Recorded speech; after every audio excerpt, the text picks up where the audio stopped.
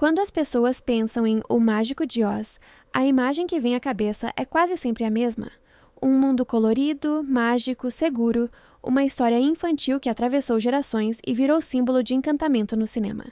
Mas, por trás daquela estrada de tijolos amarelos, existia um ambiente completamente diferente, rígido, controlador e muitas vezes cruel, especialmente para quem carregava o filme nas costas, a jovem Judy Garland. Na época, final da década de 30, Hollywood funcionava como uma máquina. Os grandes estúdios, como a Metro-Goldwyn-Mayer, controlavam absolutamente tudo. A imagem dos atores, a rotina, a alimentação, o comportamento e até a vida pessoal.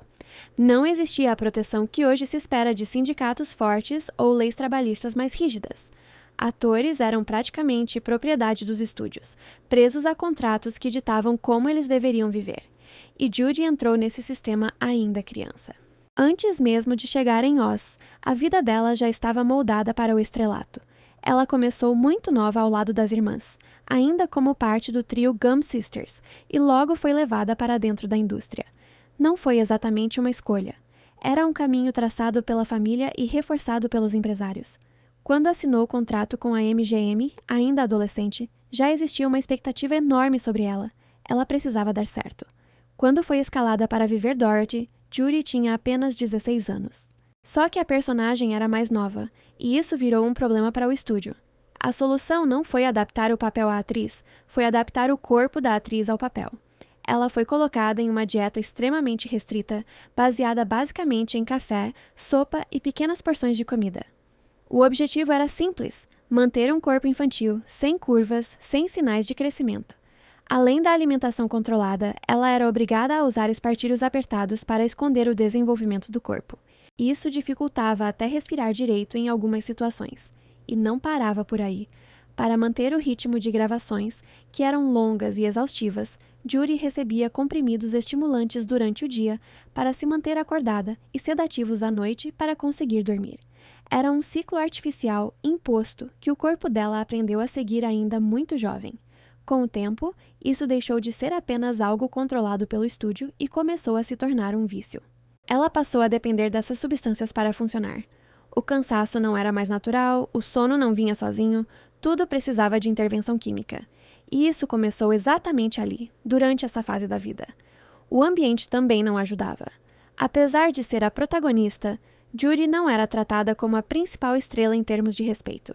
Existiam relatos de que ela sofria comentários constantes sobre sua aparência. Diziam que ela não era bonita o suficiente, que não tinha o mesmo brilho de outras atrizes da época.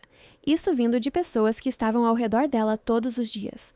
E tinha também a pressão psicológica. Qualquer erro era tratado com dureza. Existe o relato de que, durante uma cena em que ela não conseguia parar de rir, o diretor Victor Fleming chamou ela de lado e deu um tapa no rosto dela para que ela voltasse ao trabalho. Era esse o tipo de ambiente que ela enfrentava, um lugar onde disciplina vinha antes de qualquer cuidado humano. Outro ponto que marcou profundamente a experiência dela foram os relatos de assédio. Segundo o que foi descrito posteriormente por pessoas próximas, inclusive em relatos do ex-marido, alguns atores que interpretavam os Munchkins tinham comportamentos inadequados com ela nos bastidores, passando a mão por baixo do vestido e invadindo o espaço dela. Judy era muito jovem, cercada por adultos, sem poder real para reagir. Mesmo sendo o rosto do filme, ela também não era a mais bem paga. Enquanto outros atores recebiam salários muito maiores, ela ganhava significativamente menos, mesmo carregando a narrativa inteira. Isso reforçava ainda mais a lógica da época, onde o estúdio decidia o valor de cada pessoa não só pelo papel, mas por critérios internos muitas vezes injustos. Com o passar das filmagens, tudo isso foi se acumulando. O cansaço físico, a dependência química, a pressão estética, o ambiente hostil, a falta de proteção. O que para o público viria a ser um dos filmes mais mágicos da história, para Judy se transformava em um período de desgaste constante. E o mais importante é entender que isso não terminou quando as câmeras desligaram. Esse padrão de vida continuou. O uso de pílulas, iniciado ali como uma ferramenta de controle, seguiu com ela por anos. Aquela rotina imposta na adolescência moldou a relação dela com o próprio corpo, com o descanso e com a realidade. O brilho de Dorothy ficou para o público, mas, para Judy, aquele mundo colorido começou a cobrar um preço muito alto desde o início. Os problemas não acabam com a personagem Dorothy. O leão covarde, o espantalho e o homem de lata parecem personagens leves, quase caricatos, cada um com sua personalidade bem definida. Mas por trás daquilo que parecia fantasia e humor, existia um nível de desconforto físico e desgaste que pouca gente imagina. O caso do leão covarde, interpretado por Bert Lahr, talvez seja um dos mais extremos. A fantasia dele não era apenas um figurino comum, ela era feita com pele de leão de verdade. Isso fazia com que o traje fosse extremamente pesado, chegando a dezenas de quilos, além de ser quente e desconfortável. Agora imagine isso dentro de um estúdio que já operava sob temperaturas muito altas por causa das luzes do Technicolor. As gravações duravam horas, muitas vezes passando de 12 ou 13 horas por dia, e o calor no set podia ultrapassar facilmente os 38 graus. Dentro daquela roupa, Bert Lahr praticamente cozinhava. O suor era constante, o cansaço era acumulativo e o cheiro da fantasia, por ser feita de material orgânico, se tornava cada vez mais forte com o passar dos dias. A situação era tão extrema que, ao final de cada dia de gravação, o figurino precisava ser seco e tratado para poder ser usado novamente no dia seguinte. E durante as filmagens, por causa da dificuldade de remover a maquiagem e a própria fantasia, ele não conseguia se alimentar normalmente. A solução era uma dieta líquida, basicamente sopas e bebidas, para não comprometer o trabalho de caracterização. Já o espantalho, vivido por Ray Bolger, enfrentava um tipo diferente de sofrimento, mas não menos intenso. A maquiagem e as próteses usadas no rosto eram feitas de materiais como látex e outros compostos que eram colados diretamente na pele. Isso fechava os poros e dificultava a respiração da pele, além de causar desconforto constante. Com o calor das luzes e o ambiente abafado do estúdio, a sensação era de sufocamento.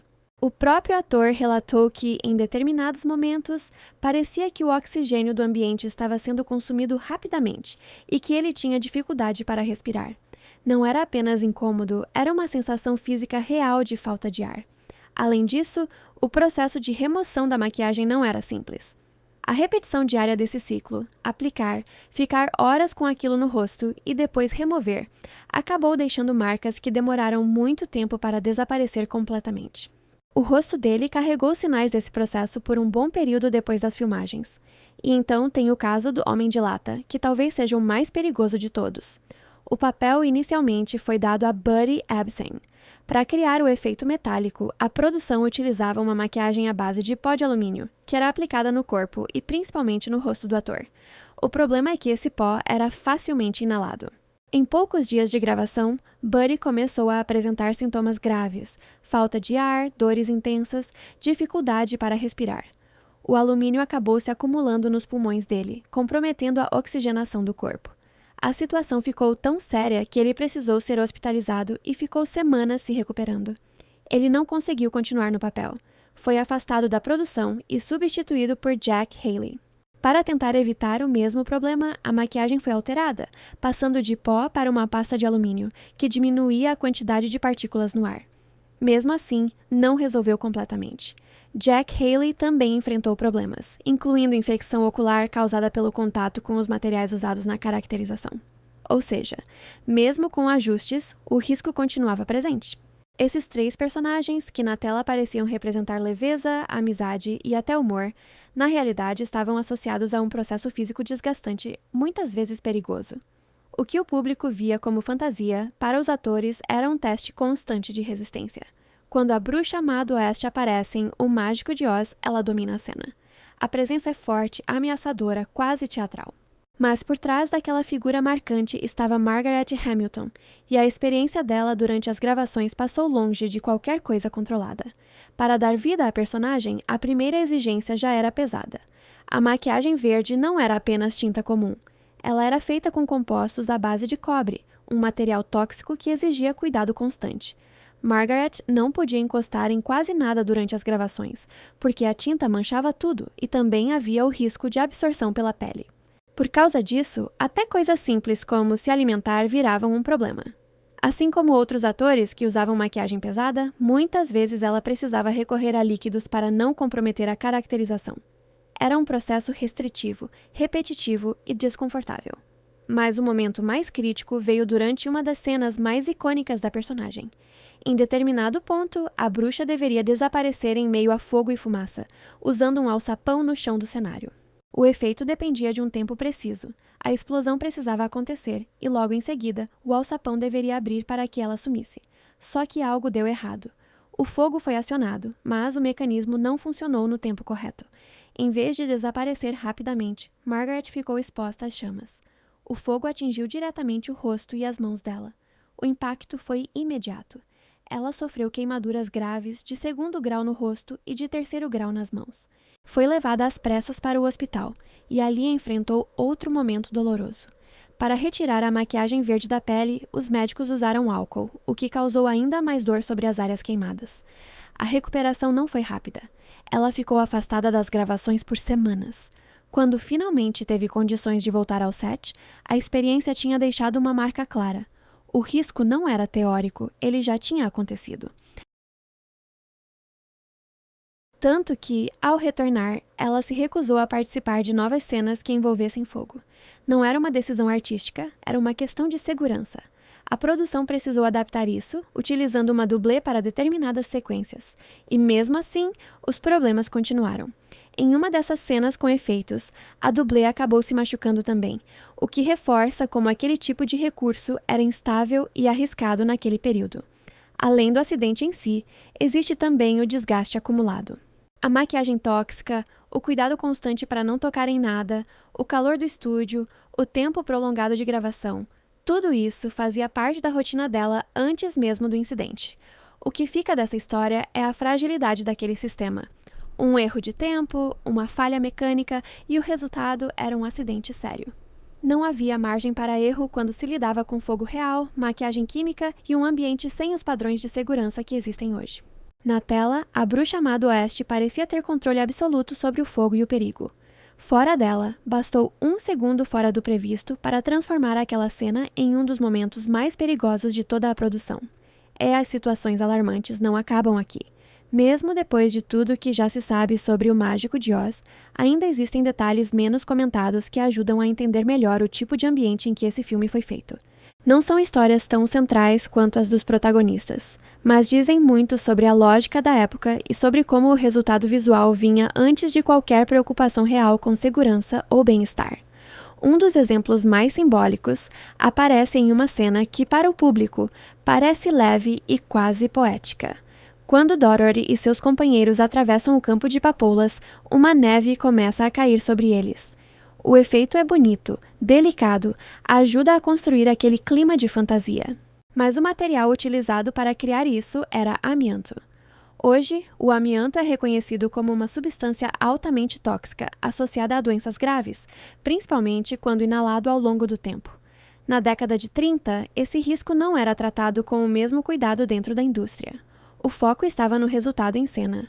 Na prática, isso significa que os atores estavam respirando partículas perigosas durante as filmagens, sem a proteção que hoje seria considerada básica. Outro ponto que ganhou muita força ao longo dos anos foi a história do suposto enforcamento de um ator ao fundo de uma cena. Esse boato começou a circular com mais intensidade quando o filme passou a ser assistido em versões caseiras, onde as pessoas podiam pausar e observar o fundo das imagens com mais atenção.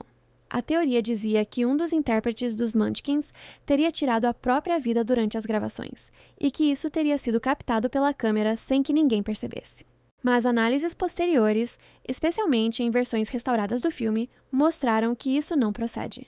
A figura ao fundo é muito provavelmente um pássaro grande, como um crow, que fazia parte do cenário e se movimenta lentamente. Mesmo sendo falso, o fato de esse rumor ter se espalhado com tanta facilidade revela algo importante. Os bastidores do filme já tinham uma reputação complicada, então histórias desse tipo encontravam terreno fácil para serem acreditadas. No caso dos atores que interpretaram os Munchkins, a situação real também traz pontos relevantes. Eles formavam um grupo numeroso dentro da produção, composto em grande parte por adultos com nanismo, e tinham um papel visual importante para a construção daquele universo. Ainda assim, os relatos indicam que existia um tratamento desigual. A remuneração era inferior à de outros atores e o respeito dentro do ambiente de trabalho não era o mesmo. Havia um distanciamento claro na forma como eram vistos dentro da hierarquia do estúdio.